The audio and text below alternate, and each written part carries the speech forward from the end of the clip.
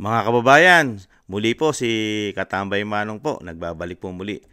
Sana po nasa mabuti po kayong kalagayan. Samahan niyo po ang inyong lingkod, magkomentuhan po tayo. Magandang araw po muna, tanghali, hapon, gabi, madaling araw po sa ating lahat. Saan man sulok ng bansa o mundo tayo naroon, naway maingatan po tayo mga kababayan. Ito po, komentuhan po natin mga tambay. Itong nakaraang araw po, proud na proud po ang ating mga kapulisan na talagang achievement po nila. Ang ginawa po nila, accomplishment daw po ang nagawa nila sa paghuli sa dating Pangulong Duterte. Yun ay ayon sa kanila, mga kabayan. At talagang napakataas daw po ng moral ng ating kapulisan ayon sa kanila. Mataas daw po moral, mga tambay. Siguro, sa tingin nila, maganda ang ginagawa nila at talagang napapakinabangan ng taong bayan. At syempre, yung seguridad ay talagang nagagawa nila sa ating bansa. Ang seguridad ay mapayapa ang ating bansa.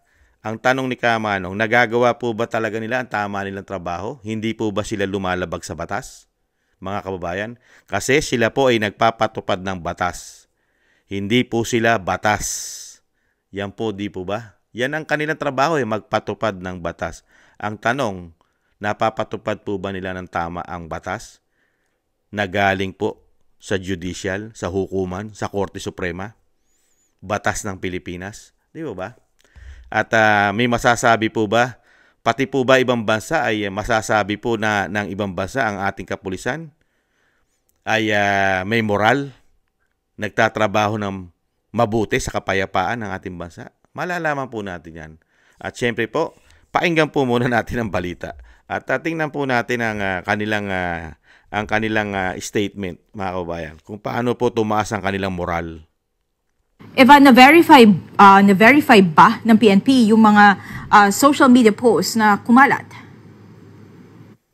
Yes, Monica, ayon sa pahayag ng Philippine National Police o PNP, kinumpirma nila sa Anti-Cybercrime Group o PNP-ACG na tanging mga nagpapanggap na pulis lamang itong mga kumakalat sa social media na umano'y mga nagbibitiw sa pwesto pagkatapos o after ng pagkakaaresto kay dating Pangulong Rodrigo Duterte. Nanindigan si PNP spokesperson at Police Regional Office 3 Director, Police Brigadier General Jean Fajardo, na hindi naapektuhan ang kanilang moral ng nangyayaring pagkaaresto kay former President Rodrigo Duterte, gayong ipinatutupad lamang nila ang kanilang mga mandato. Tama po ma'am, sabi nga natin, professional ang ating mga kapulisan. Alam nila na nandun tayo para magpatupad ng ating mandato. At yun ang ginawa natin, sabi nga natin, mission accomplished, kaya mataas ang moral ng pulis natin. Sa isinagawang live discussion dito sa Malacanang kanina ay ipinaliwanag ni Police Brigadier General Fajardo na walang rason upang bumaba ang moral ng mga pulis, lalo na at matagumpay nilang naisagawa ang kanilang tungkulin. Ang sinasabi po nila ay umiiyak po yung pulis. Hindi po totoo yun. At ang sinasabi nilang mababa po yung moral ng pulis, hindi rin po totoo yun. Susugpa ni Palace Press Officer Undersecretary Claire Castro, walang rason para panghinaan ng loob ang hanin ng mga pulis, lalo na at hindi naman naging marahas at madugo ang nangyaring pag-aresto kay former President Duterte. Samantala, natunayan naman ng PNP na mga maling impormasyon ang mga kumakalat na post sa social media na mayroong mga nagre-resign na mga pulis kasunod ng mga kasalukuyang nangyayari. May mga nakita na po tayo ma'am na fake news po. May nakita na po ang ACG na gumagamit po at nagpapakita at nagpapakilalang mga pulis at sinasabi nag-resign. Nagtanong na po tayo sa personal po natin. Wala pa naman po tayong nare-receive na anumang official communication na advising the PNP na mag-resign po sila. Monica, nagpaalala. Lalabas naman po ang katotohanan di ba mga tambay? Lalabas po yan, hindi naman po tayo basta-basta maniniwala sa pahayag po ng ating kapulisan dahil nakita naman po natin ang ginawa po nila na paglabag sa batas dahil sila po yung nagpapatupad ng batas pero nilabag po nila ang batas. Yung proseso ng batas, walang due process. Hindi po nila dinala sa hukuman, di ba? Ang dating Pangulong Duterte at wala pong jurisdiction sa ating bansa ang ICC. Matagal na panahon na. Talagang malaki po magiging problema itong mga kapulisan ito, mga kababayan. At syempre po, pinabubulaanan po nila na ang mga kapulisan daw po at syempre po kasama na rin ang kasundaluhan na mga nagre-resign na po dahil po sa ginawa po nila, harassment at kidnapping. Ayon na rin po kay Attorney Salvador Medeldaya at mga abogado ni dating Pangulong Duterte at lalong-lalo ni Vice President na kidnapping ang ginawa nila sa dating Pangulong Duterte dahil hindi dumaan sa due process sa pilitan nilang isinakay ng eroplano papuntang Netherlands, mga tambay. At sa katunayan, hindi talaga bababa ang moral ng kapulisan, mga tambay. Hindi bababa. Bakit? Ganito na po sitwasyon sa ating bansa ngayon . Pakinggan po natin ito. Hindi po talaga nakakababa ng moral ang kapulisan, mga tambay. Katulad po nito.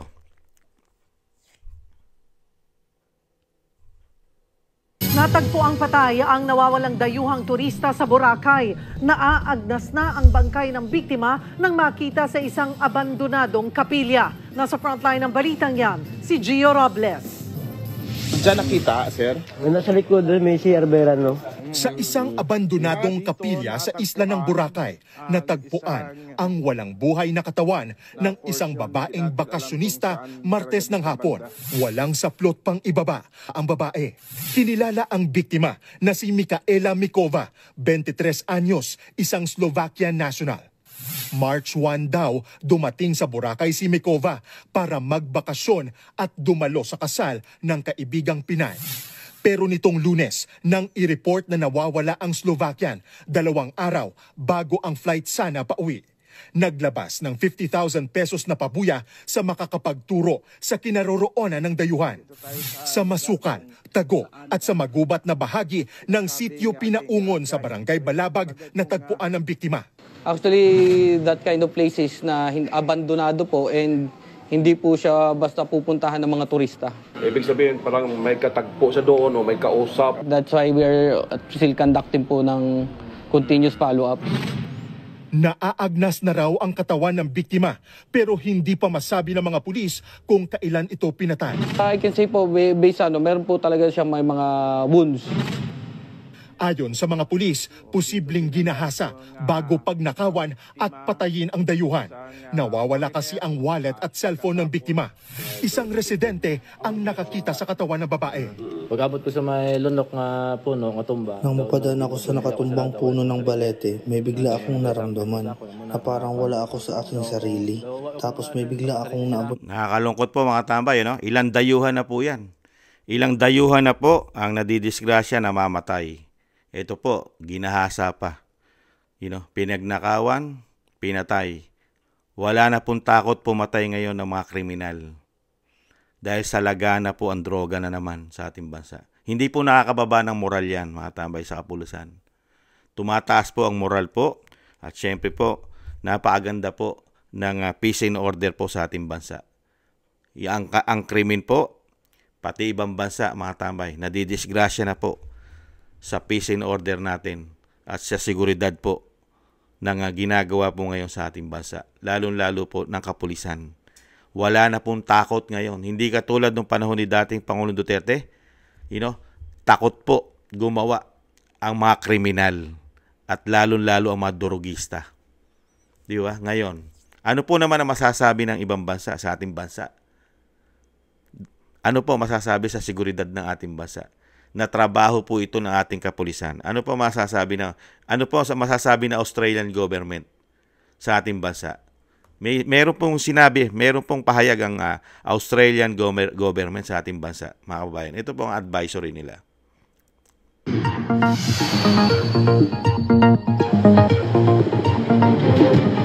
Mga kapuso, naglabas po ng travel advisory ang Australia para dun sa mga papunta dito sa Pilipinas. Batay sa advisory, dapat mag-ingat o magkaroon ng high degree of caution ang kanilang mga residente kapag pupunta dito sa bansa. Dahil daw sa banta ng mga kilos protesta o kaguluhan na posibleng mauwi sa karahasan. Dahil daw yan sa mga kasalukuyang nangyayari sa Pilipinas. Posible rin anila ang terrorist attacks na maaaring mangyari kahit saan tulad ng mga paliparan, pasyalan, kainan at iba pa. Ipinagbabawal nila ang pagbiyahe sa Central at Western Mindanao dahil sa anila ay mataas na banta ng terorismo at kidnapping. Sisikapin pa naming kunan ng pahayag ang ating Department of Foreign Affairs kaugnay nito. Gusto mo bang mauna sa Nakita niyo po mga tambay, nakakataas po ng moral ng ating bansa at lalong-lalo na po ng kapulisan mga tambay. Pati po ang ibang bansa ay naglalabas na po ng advisory na ang pati Australia, nakita niyo po, pinipigilan na at nagbabanta na po sa kanilang kababayan na hanggat maaari, iwasan po pumunta sa Pilipinas mga tambay. Dahil mapayapa mga tambay, mapayapa po ang ating bansa. Terorista, kriminal, droga, yan po, mapayapa po mga tambay ang ating bansa. At yung sinasabi pong napakataas ng moral nila dahil isa pong malaking achievement po ang ginawa nila sa paghuli sa dating Pangulong Duterte. Ibalik tanaw po natin kung paano po nila puwersahan na halos ito'y kinidnap mga tambay. Walang proseso, walang due process. Ibalik po natin mga kababayan. Ibalik tanaw po natin yung mga kapulisan.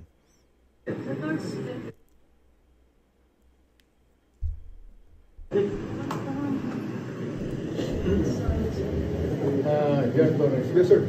From here, saan tayo pupunta?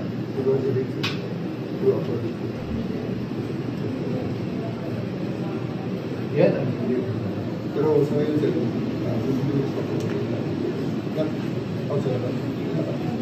you have to give me time. Wala akong brief, wala akong pictures, wala akong... That is... Ito din po ba? You can arrest me tomorrow. I have to go home and pack up and get me prepared. That's the most decent thing to do. Yan ang pinaka-decent thing magawa mo. Sino ba ang mas mataas sa iyo? Kausapin mo. Okay, higher than you. Nahili yung tao. I think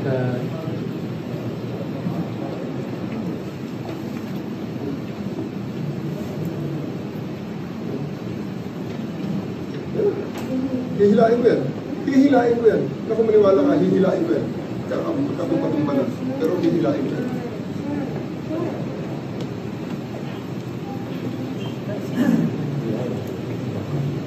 So, President, ako kung masusunod dito ngayon, reklamo niyo na lang ako. Gusto niya kausapin para lang makiklaro. Sino? Walang mas mata sa akin. Ako na ang commander dito. Sir na ako, sir. Mag-directionin niyo ako sa aeroplano? Yes. Okay, sir. Your lawyers are witnesses. You can always file. You have to kill me. It's not our intention. You have to kill me to bring me to Hague. It's not our intention, sir. It's not our intention. It's not our intention, sir. Please, you. Sir, di ba siya po yung talaga? You know that you've done your duty. Okay? Lalayan lang si Presidente. Kayo lang ang sige. Romy, balik ka dito. Ikaw mag-alala eh. You've done your duty. Si Romy na... Bay, siyang... Sa master. Pag nagpo na siya. Pag nagpo siya.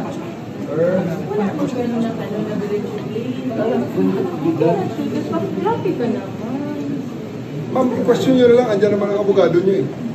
Sige na. Sina Gabs. Let's go. Ano bang abogado? Tulungan nyo. Ipilit ni Diyo. Tulungan nyo. May tatay ka rin. Nakakapagpalit niya.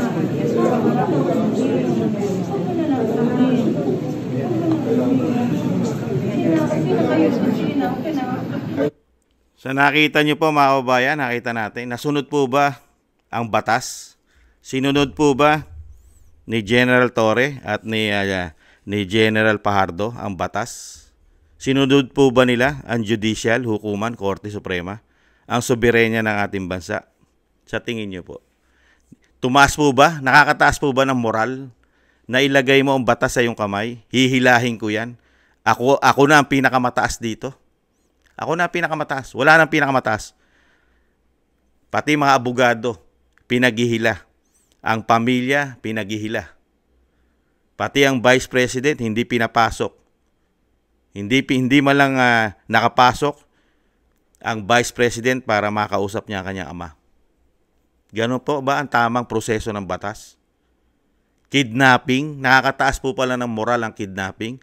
At nakakataas din po pala ng moral ang napakataas na po na crime nangyayari sa ating bansa. Pati po mga banyaga na dumadayo, nagbabakasyon, mga turismo natin na didisgrasya.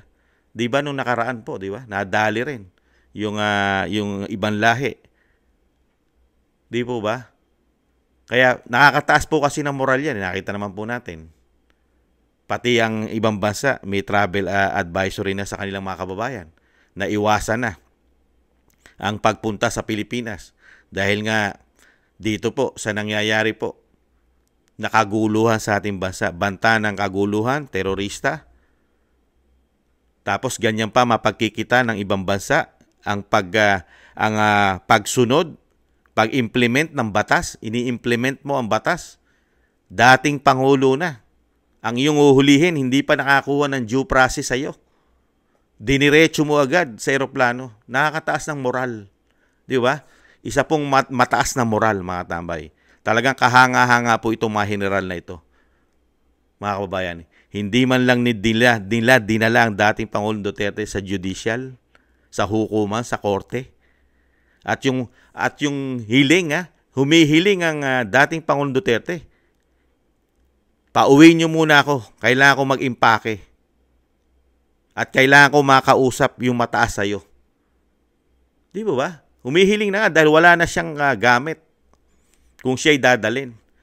Pero hindi naman saka ang dating Pangulong Duterte, hindi mo dapat agad dalin sa dahig yan. Di ba? Kaya lang, nahandyan na yan. Nangyari na yan eh.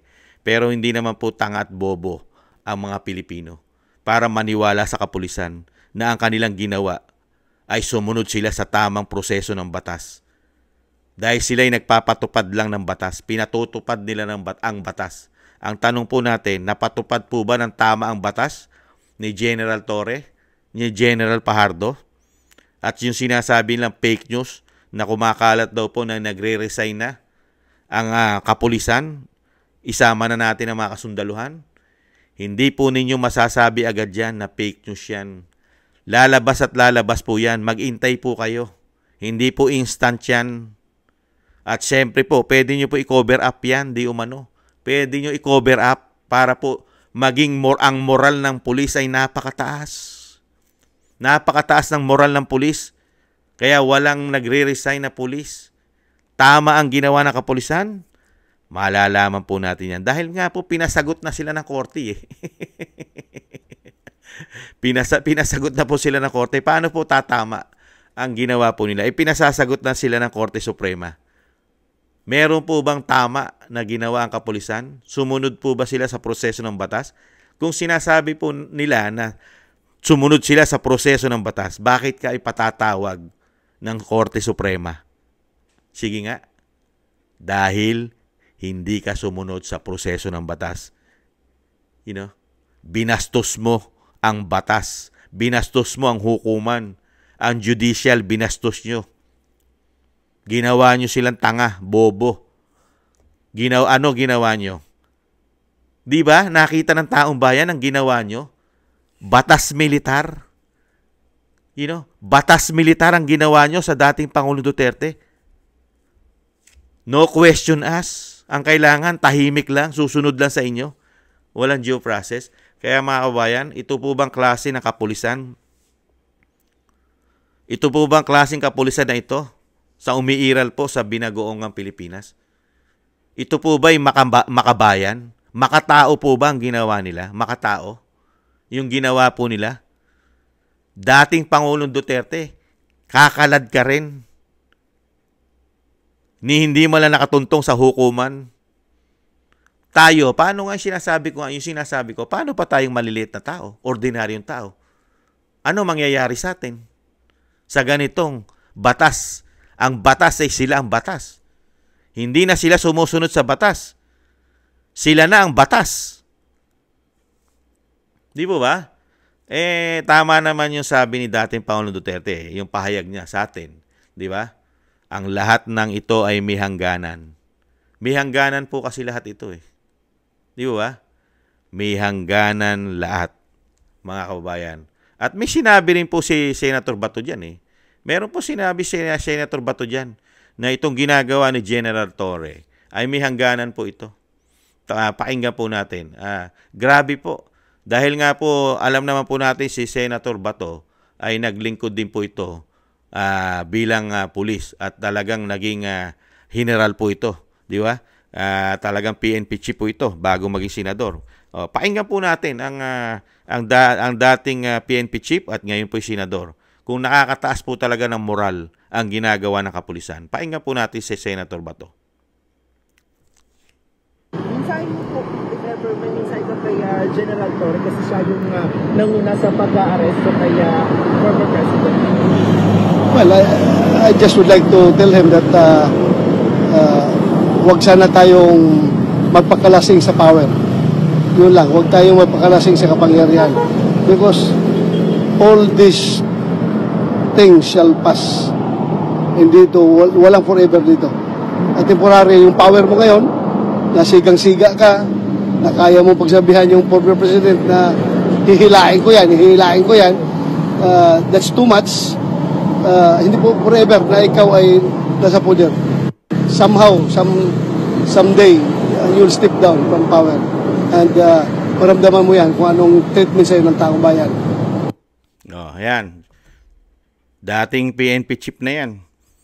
Huwag kang masilaw sa kapangyarihan sa power. Walang forever dyan. Ano ang magiging tingin sa'yo ng taong bayan kung wala ka na sa power? Hahangaan ka ba? Masasabi mo ba at masasabi ba ng taong bayan itong general na ito ay bayani, maipagmamalaki ng Pilipino ang ginawa nitong trabaho? Paswelduhin kasi ng bayan ito eh. Taong bayan po ang nagpapasweldo rito. Pero makikita mo kung magtrato ng taong bayan, ibang klase po magtrato ng taong bayan. Handa mo ipamigay ang iyong kababayan, ang iyong kapwa Pilipino ay kaya mo ipamigay ng walang due process sa banyaga. Binigay mo sa banyaga ng walang due process, ganon nyo po itinapo ng isang dating Pangulong Duterte. Talagang pinagplanuhan, kidnapping, ayon na mismo sa Vice President, kinidnap ang kanyang ama na walang proseso ng batas, ni hindi malanagda sa judicial, walang hukuman, walang korte. Ano po ang katwiran ng Malacanang? Dahil daw po aprobado na ito ng DOJ. DOJ daw po, dahil humiling daw po ang NAPOLCOM. Pambihira. Makapangyarihan na po. Mga tambay. Dahil sa pamumulitika ang nasunod po. Saka nakita naman po natin ang ginawa nila, mga kabayan. Talagang kidnapping. Dahil eroplano pa ng Pilipinas. At Pilipinas pa ang nagbayad. Pilipinas pa ang nagbayad sa eroplano. Nakakataas po ng moral yan ng kapulisan. At syempre po, nakakataas din po ng moral ng ating pamahalaan at ng ating bansa ang ginawa po. Pati po eroplano na sinakyan, Pilipinas pa po ang eroplano, Pilipinas pa rin po ang gumastos sa pagkikidnap po ayon sa Vice President. Lahat po, planado po nila. At ang napakasakit, hindi pa tayo miyembro at hindi na tayo miyembro ng ICC. Matagal na. Mga kababayan, ganyan po katindi ang ginawa nila. Kaya po, sa komento ko po mga tambay, kung talagang iiral ang batas, tamang pag-iral ng batas, lalo po sa ICC, dahil may pangunahing prinsipyo po sila ang batas po nila. Dumadaan po yan sa due process. Malalaman po natin yung mga tambay.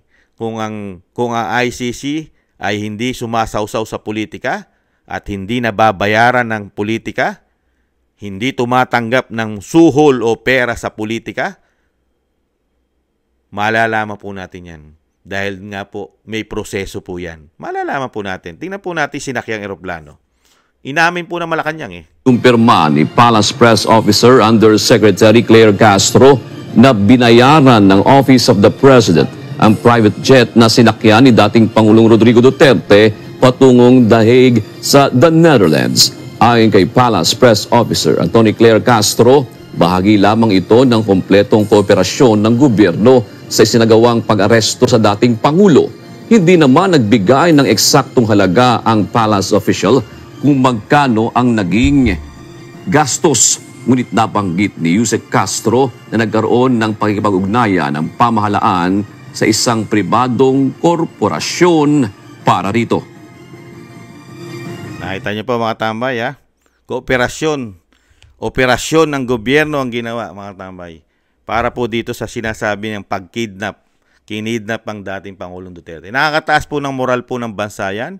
At nakakataas po ng moral, siyempre po, ng mga kapulisan dahil sila po ang nagpatupad ng batas, mga kababayan. Ganyan po katindi ang ginawa po ng kapulisan mula po nung pumasok po ang binagoongang Pilipinas, mga katambay. Nakakalungkot lang po.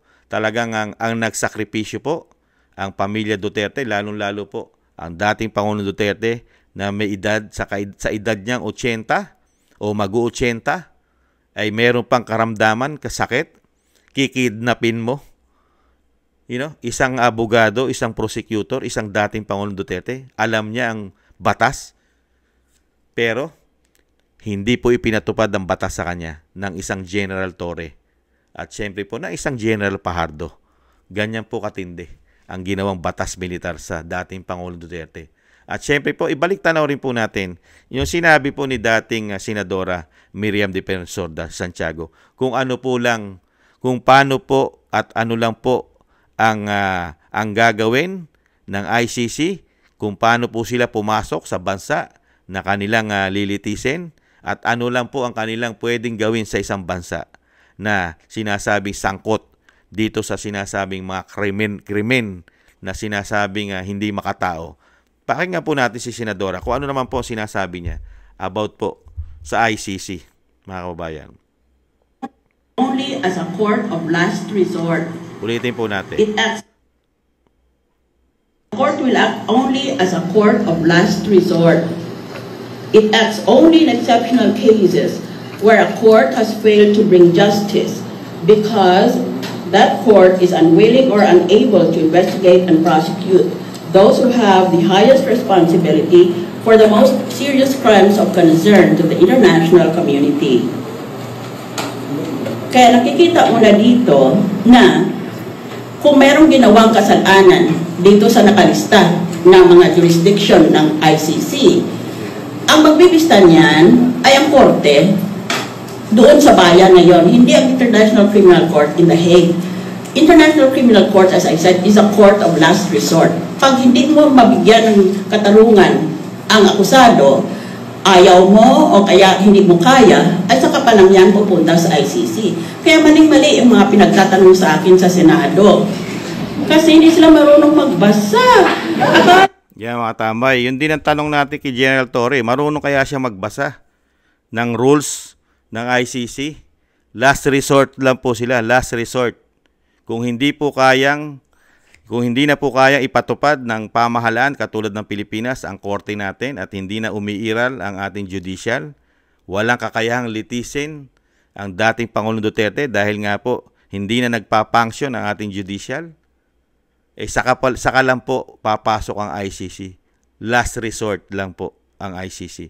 At ano po ang sabi ni Senadora? Kailangan litisin muna sa bansa kung saan nahandun na akusado. Ang tanong, may akusa na ba? May litis na bang naganap? General Torre, General Fajardo, nalitis na po ba sa bansang Pilipinas? Sa ating bansa ang dating Pangulong Duterte? May kaso na po ba? Nag-file na po ba ng kaso sa ating bansa? Di po ba walang kaso? Paano po nyo sasabihin na ang dating Pangulong Duterte ay kailangan dalhin sa The Hague, sa ICC sa Netherlands? Sige nga, na wala namang kaso sa Pilipinas. Wala nagsampa ng kaso sa ating korte. Ano lilitisin? Last resort lang sila. Di ba? Last resort lang ang ICC. Paano naging last resort ang ICC kung wala naman pong hinihiring na kaso ang dating Pangulong Duterte sa ating bansa? Di ba? Parang walang logic. Nakakataas po ng moral yan. Kaya po yung ginawa ni General Torre, mga kabayan, sa tingin nyo, nasunod po ba ang proseso ng batas? Nasunod din po ba ang proseso ng batas ng ICC? Nasunod din po ba? Naging last resort ba ang ICC? Hindi po ba sila ngayon ang kauna-unahang lilitis? Hindi ang bansa natin? Sige nga. At grabe po ang ginawa po nila sa buwatan yata. Nagkaroon po ng sabwatan ang ICC at ang ating pamahalaan. At kasama na rin po yata ang ibang bansa. Di po ba? Mukhang meron po ditong nangangamoy. Mukhang politika po yata, mga tamay. Matinding pamumulitika po. Mukhang magagamit po yata at nagamit ang ICC dahil sa politika. Ang tanong po natin, mga kababayan, magkano kaya? How much kaya? How much? Gaano kaya kalaki ang pera ang involved? Kasi mismong ICC ay hindi po nila sinunod ang kanilang prinsipyo. Ang kanilang pangunahing prinsipyo ng batas nila. Ang kanilang Rome Statute. Ano na po ang nangyari po sa kanilang basic, simple of Rome Statute? Simple lang po eh. Ang kanilang pangunahing batas. Hindi sila basta-basta papasok sa bansa. Mga kabayan, sa huli sila. Lagi silang sa huli. Pero sa nakita natin sa dating Pangulong Duterte, nangunguna sila. Sila kauna-unahan. At ang pinakamasakit na pagginawa ng ating pamahalaan at ng ating kapulisan, pagtitrador. Tinrador nila ang ating bansa. Tinrador nila ang ating soberanya. Pinagkalulo nila sa banyaga ang ating soberanya. Naghudas. Naghudas po sila. Ang ating kapulisan, naghudas. Ang ating gobyerno, hinudas po. Mga tambay, mga kabay, ganyan po. Pinahina po ng ating pamahalaan, pinahina po ng ating mga kapulisan, ang ating pong sistema ng batas natin. Ang ating judicial, ang ating hukuman, ang ating korte ay pinahina ang ating Supreme Court ng Pangulo at ng ating kapulisan. Kaya po, ganyan po ang mapapala natin. Marami pa po susunod na bansa na magbibigay po ng advisory sa kanilang mga kababayan na iwasan ang puntahan ng Pilipinas. Dahil po, napakaganda po at napakataas po ng moral ng bansa at lalong-lalo pong napakataas ang moral ng kapulisan sa ating bansa. Napakaganda po ng safety at sumusunod po sa batas ang kapulisan, mga kababayan. Di po ba? Napakataas po ng moral nila ngayon. Kaya po, intayin po nila. At huwag naman po sanang mapahamak ang ating dating Pangulong Duterte sa ginawa po nilang pagtitrador sa ating bansa, paghuhudas, kasama po ang kapulisan, hinudas po nila ang ating bansa, ipinamigay po ang isang dating Pangulong Duterte na walang proseso ng batas dahil po sa pamumulitika, mga kababayan, talagang ginamit po nila at nilagay nila sa napakatinding kahihiyan ng ating bansa, ang ating soberenya na malayang bansa ay ipamigay mo ang dating Pangulong Duterte sa ICC ng walang proseso. Talagang pagtataksil po yan. Nagtaksil ka sa ating bansa. Dapat po yan ay suportahan mo ang ating kababayan, ang tao, ang bansang Pilipinas ay dapat unang-unang ginagawa ng gobyerno ay suportahan mo ang iyong mamamayan, lalo-lalo sa mga banyaga. Pero hindi po ngayon nangyayari ngayon yon sa binagoong Pilipinas. Usong-uso po ngayon ang mga traidor sa bayan, hudas ng bayan, mga kabayan, dahil sa kapangyarihan, power, kayamanan, mga kabayan. At ayon sa Vice President, may bonus pang mga droga raw. Nakakalungkot. Muli po mga tambay, ingatan nawa po mga tambay at sama po natin sa maraming dasal ang ating Pangulo, dating Pangulo, na ingatan po ang kanyang kalusugan at muli po siyang makabalik. Dahil kung ang proseso ng batas ang masusunod, wala pong nilabag na kaso, wala pong nilabag na proseso ang dating Pangulong Duterte. Sila ang maraming nilabag na batas at proseso ng batas. Ang dating Pangulong Duterte, wala pang konbiksyon, wala pang kaso. Malinis na malinis pa ang dating Pangulong Duterte. Pinarungis lang nila dahil sa politika. Ingatan nawa po mga tambay at thank you po sa gusto po ng ating Tambayang Makabayan sa YouTube at TikTok. At syempre po sa mga nagko-comment, like, share, and subscribe. Maraming salamat po mga kabayan. At syempre po, bago po tayo magtapos, i-shoutout na rin po natin sila Jasmine Channel at Jake Yahut ng 4531, Gina Ray, Solid DDS ng Berlin, Germany, Kingston 123 ng Hong Kong. Maraming salamat po sa mga biyaya. At shoutout po kina Chona Banks ng 1077, Milwaukee, Wisconsin, USA. Milwaukee, Wisconsin, USA. Julieta Celona ng Sydney, Australia. Ma'am LB Sermani ng Miami, Florida, USA. At Grace Obet ng California, USA. Michelle Del Valle ng New Zealand. Sara Nakamura ng Japan. Melencio Bandibas ng Jeddah, Arabia. Trojenta ng 9828 ng Korea. Lopez Ivina ng Saitama, Japan. Librado Reyes 8529 ng California, USA. Danilo Vasan Jr. ng Dubai, Saudi Arabia.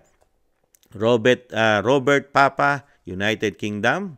At 29, Narciso Esteban ng Bulacan. Reynaldo Pexon, June De Jesus 1221 at Lee Chen. Shoutout po at mabuhay po kayo. Maraming salamat po.